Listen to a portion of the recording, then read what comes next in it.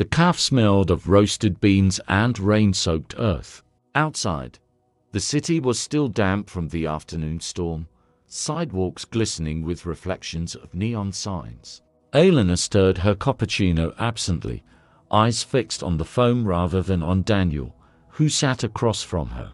Daniel was scrolling through his phone, pretending to read emails. His jaw was tight, his shoulders tense. They had been married for 7 years, and though they looked like any other couple sharing a late evening coffee, there was an invisible glass wall between them.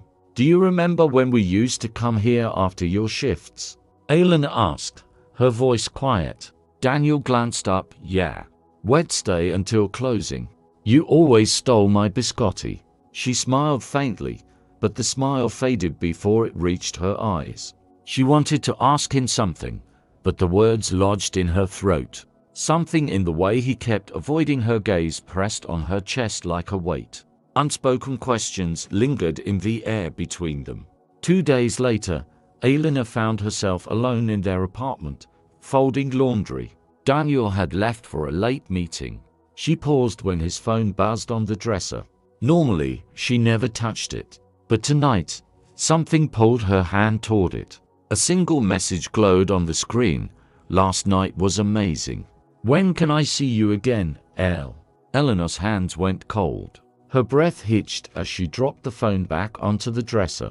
She sat on the edge of the bed, staring at the carpet. When Daniel returned home near midnight, Elena was still awake, curled on the couch. "You're up?" he asked, slipping off his jacket. His tone was casual, but his eyes flicked toward his phone immediately. "Yeah," Elena said, watching him closely. "How was your meeting?" He froze for the briefest second. "Productive." He avoided her gaze again.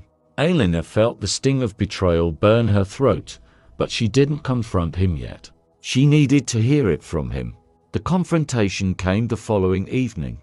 They were in the kitchen, the smell of garlic and onions filling the air as Elena chopped vegetables. Daniel leaned against the counter trying to talk about his day at work, but she couldn't take it anymore. She set down the knife. "Who is Elle?" The silence was deafening. His face drained of color, his lips parted, but no sound came out. "You got a message?" she continued, her voice trembling but firm. "Last night was amazing. When can I see you again?" Daniel shut his eyes, rubbing the bridge of his nose. Elena, her chest ached. "So it's true." He finally looked at her, and in his eyes she saw guilt, shame, and something like regret. "It happened once. I was drunk. I didn't mean for it to." "Don't." She cut him off, her voice breaking. "Don't reduce it to an accident." Daniel reached for her, but she stepped back. "I'm sorry," he whispered. "It didn't mean anything." "You mean everything to me." Tears blurred her vision. "Then why? Why would you throw us away for nothing?" His voice cracked. "Because I felt invisible, like we were just roommates. I made a mistake, the worst mistake of my life." The kitchen felt suffocating, walls closing in around them. Eleanor's hands trembled as she gripped the counter. Love and fury battled inside her chest, each word from him twisting deeper into the wound. They didn't eat dinner that night. The food remained untouched on the counter, the garlic cooling in the pan. Elena sat alone in the bedroom, staring at the framed photo of them on their wedding day, smiling, full of promise. Daniel stood in the doorway, his shoulders slumped, his eyes hollow. "Elena," he said softly, "please talk to me." She swallowed hard. "I don't even know if I can look at you the same way." He stepped closer, but didn't dare touch her. "I'll do anything. Therapy, counseling, whatever it takes. I don't want to lose you." Her heart ached because, despite the pain, she still loved him.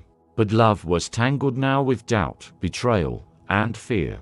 "Just give me space," she whispered. He nodded, his throat tight, retreating into silence. The apartment felt cavernous, every sound amplified by what had been said and what hadn't.